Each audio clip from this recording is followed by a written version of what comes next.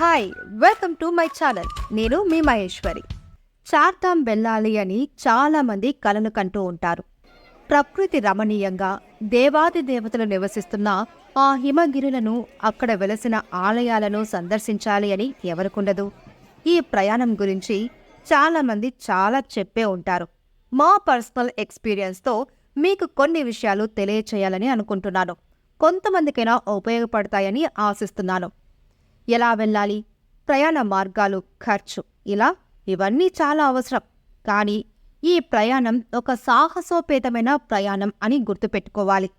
అక్కడికి వెళ్ళాలి అంటే ఖచ్చితంగా తీసుకోవాల్సిన జాగ్రత్తల గురించి ఈ వీడియోలో తెలుసుకుందాం. మేమందించే అప్డేట్ మిస్ కాకుండా చూడాలి అంటే ఛానల్ని వెంటనే సబ్స్క్రైబ్ చేసుకొని బెల్ ఐకాన్ని యాక్టివేట్ చేసుకోండి.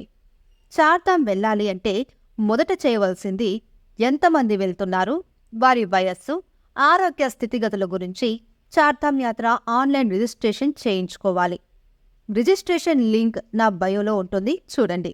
అలాగే మీరు ఓన్ లేదా రెంటెడ్ వెహికల్లో వెళ్తే ఆ వెహికల్ నెంబర్ని కూడా నమోదు చేసుకోవాలి. మంచి కండిషన్ గల వెహికల్ని సర్వీస్ చేయించుకుంటే బెటర్. ఇక ముఖ్యమైన వస్తువులను కూడా మీ లిస్టులో మర్చిపోకుండా చూసుకోండి. లగేజీ మరి ఎక్కువ ఉంటే మీ నడక సమయంలో ఇబ్బంది పడతారు.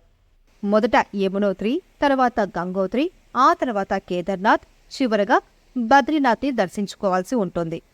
ఈ ఆలయాలు మంచు పర్వతాలలో ఉండటం వల్ల విపరీతమైన చలి ఉంటుంది. ఎప్పుడు వర్షం పడుతుందో, ఎప్పుడు ఆగుతుందో తెలియదు.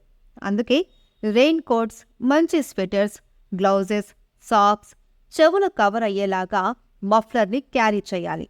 అలాగే బ్రీతింగ్ కాస్త ఇబ్బంది అనిపించినప్పుడు రిలీఫ్గా ఉండటానికి మీ వెంట కర్పూరం తీసుకెళ్ళండి.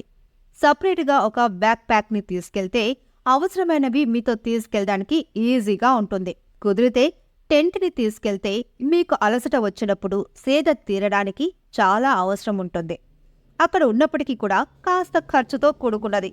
ఇక నడక విషయానికి వస్తే యమునోత్రికి దాదాపు 6 కిలోమీటర్లు వెళ్లడం, 6 కిలోమీటర్లు రావడం ఉంటుంది. తరువాత గంగోత్రికి నేరుగా గుడి దగ్గరకు వెళ్ళవచ్చు. అక్కడే రూమ్స్ ఉంటాయి. అక్కడ స్టే చేసి ఫ్రెష్ అప్ అయ్యాక గంగామాతను దర్శించుకోవచ్చు.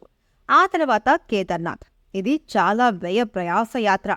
దాదాపు 17 కిలోమీటర్లు వెళ్లడం, 17 కిలోమీటర్లు రావడం అంటే మామూలు విషయం కాదు.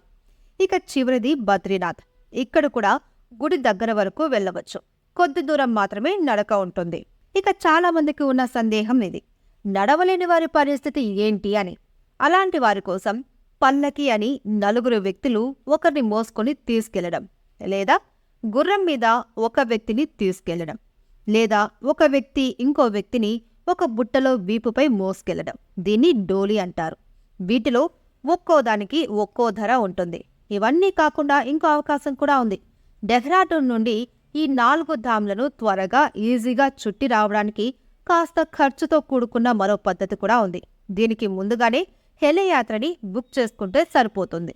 సో ఇదండి చార్ధామ్కి వెళ్ళాలి అనుకునే వారి కోసం మేమిచ్చే కొన్ని సలహాలు. ఇవి కనుక మీకు ఉపయోగపడితే ఒక లైక్ కొట్టండి. మీ వారు ఎవరైనా వెళ్తుంటే వారికి ఉపయోగపడుతుంది అని అనుకుంటే షేర్ చేయండి. ఇప్పటి వరకు సబ్స్క్రైబ్ చేసుకోకపోతే వెంటనే సబ్స్క్రైబ్ చేసుకోండి. Thank you for watching.